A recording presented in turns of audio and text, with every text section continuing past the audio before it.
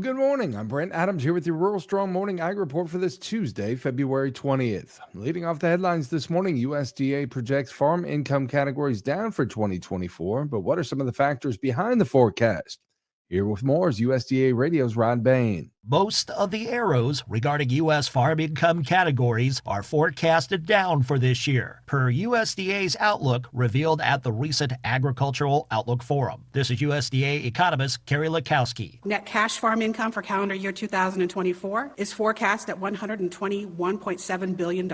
That's about a 24% decrease from 2023 in nominal dollars. Net farm income is forecast at $116.1 billion, or about a 25 or 26% decline from 2023. She says factors behind the declining farm income includes lower cash receipts for both crop and animal products and a decrease in direct government payments, as well as a rise in total production expenses. On the upside, the farm sector balance sheet remains relatively strong, with farm sector assets, debt, and equity each forecast to increase in 2024, with equity forecast to increase about 5%. I'm Rod Bain reporting for the U.S. Department of Agriculture in Washington, D.C. Whether through trade barrier removal or introduction of a product to a new market, U.S. Agriculture Secretary Tom Vilsack said there are several examples of how our nation diversifies its ag export customer base.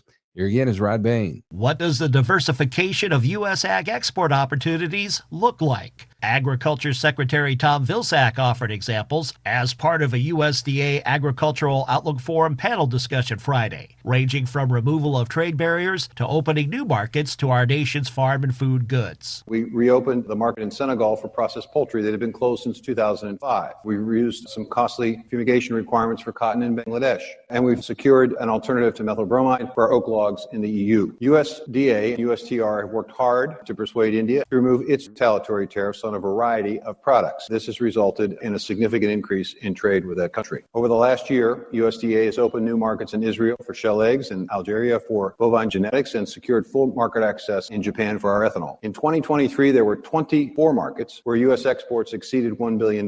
This is more than 20 years ago when there were only 9. I'm Rod Bain reporting for the U.S. Department of Agriculture in Washington, D.C. Well, two Asian region markets are seen as success stories in the diversification of our country's ag export opportunities. Here one final time is Rod Bain. The Friday morning panel discussion at the USDA Ag Outlook Forum focused on diversification of ag export opportunities, and ground-level examples were provided by U.S. ambassadors to two expanding export nations. Philippine total agricultural imports have nearly tripled over the past decade, and the United States remains the top single country supplier. Philippines Ambassador Mary Kay Carlson notes her nation is now 9th among U.S. ag export destinations globally, one spot behind the nation of Vietnam.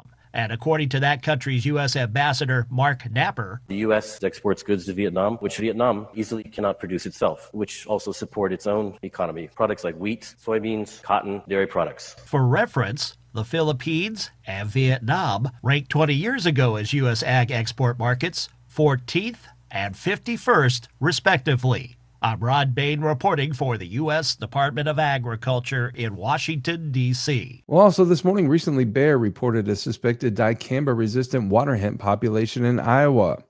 Now, Corteva has also discovered a suspected 2,4-D-resistant water hemp population in Wright County.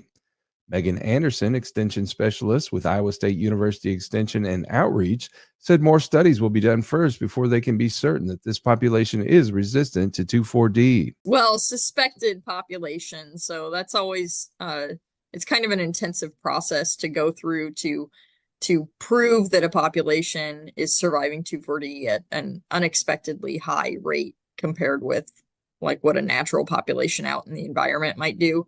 And so I believe they've gone through one round of testing and they'll do one more this spring. And so if it survives like they think it has been, right, if it's proven to be resistant, then they should be able to do that yet this summer. This population was found in a ditch, which does change things a little bit, but Anderson said it's still a warning of what can happen if we continue to overuse 2,4-D. Yeah, it does change the conversation a little bit, but I think it still serves as a good warning to all of us because we know that 2,4-D is being used on a widespread basis, a lot more than it was, say, 10 years ago. And so this was a case where I believe a farmer reported, I don't know if it was a control failure or just a concerning survival within the crop field.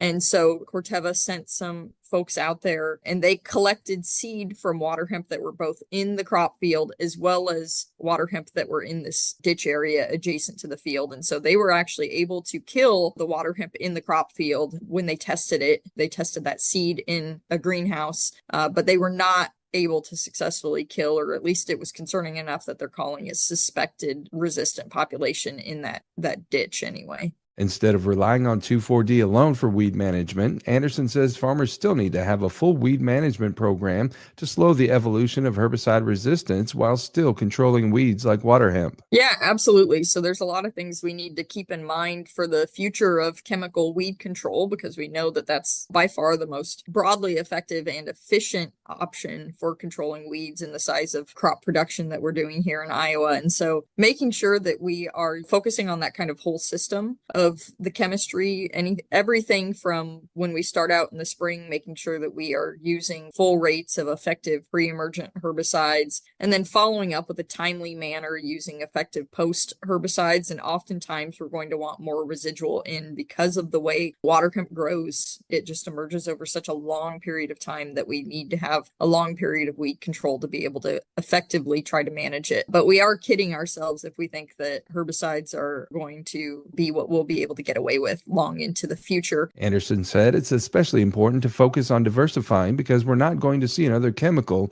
that's as effective as glyphosate. I believe a lot in our ability to discover things and our intelligence as a society, right? So I think we can find some new chemistries, but we're never going to find anything, I don't think, that's as good as glyphosate was. And so we need to be looking for any opportunity we can to incorporate other things into our weed control to basically take the pressure off the herbicides that we have, because I know everybody is kind of waiting for this one new herbicide to come out that has some pre-emergent activity against water hemp. But again, it's not going to be like a glyphosate kind of taking down 3-foot tall water hemp. It's just going to be one small piece of the puzzle. And we really need to focus on other small pieces of the puzzle that we can help to tamp down our water hemp issues. Anderson added that even though weeds in general are becoming more resistant to herbicides, she's confident that farmers will be able to adapt their practices. I think we already knew this was happening. This is not at all surprising to me, right? And to think that it's just this one field in Wright County, Iowa is totally mistaken. It's happening all over the state, but I think we have really good managers. And so those farmers who have had clean fields in the past, they're the ones that are adapting to these changes, and they have smaller water hemp populations that are being exposed to these chemistries. And so I think on the whole, for the most part, we're able to figure out how to control water hemp still, like really well, considering how many resistances our water hemp populations have. It's very impressive. And yeah, certainly the loss of chemistries along with the resistance, it's a little bit of a concern, but we have resistance issues growing in dicamba, just as we have in 2,4-D and just as we have in other chemistries that we use. And so it's important to keep as many tools in the toolbox as we can, but farmers, they can figure out how to adapt, I think. A full report on the findings can be found on the Iowa State University Extension website.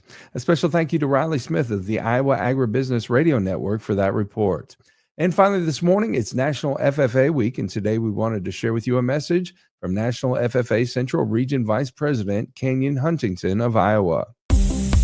This is National FFA Week, and FFA students across the country are celebrating. I'm National FFA Central Region Vice President Kenyon Huntington from Iowa. Many special and safe activities are happening in FFA communities this week, but all year long, FFA members experience education, leadership, service, and personal and professional development as FFA feeds our intellectual growth and curiosity. Celebrate with us and share your FFA stories during #FFA Week. Well, you can keep up with the latest from the world of agriculture by subscribing to the Tractors and Troubadours podcast from Rural Strong Media. Each week, I bring you agriculture industry newsmakers, hot-button industry issues, educational features, and the best in traditional country music. The Tractors and Troubadours podcast can be found at ruralstrongmedia.com or wherever you get your podcasts. We also invite you to join us daily on Rural Strong Radio, our 24/7 streaming radio station, found at ruralstrongmedia.com or on the Live 365 streaming radio app for your mobile device. Each day, we bring you our award-winning agriculture programming, as well as the best in traditional country music, mixed in with a little bluegrass, western swing, southern rock, and inspirational music. Again, the place to find Rural Strong Radio is ruralstrongmedia.com or the Live 365 streaming radio app. We're portable, so take us with you everywhere you go while you're working on the farm or ranch. Let's get through the workday together. Well, I'll be back again tomorrow with another Rural Strong Morning Ag Report here on Steve Shetler Media. Make it a great day, everybody.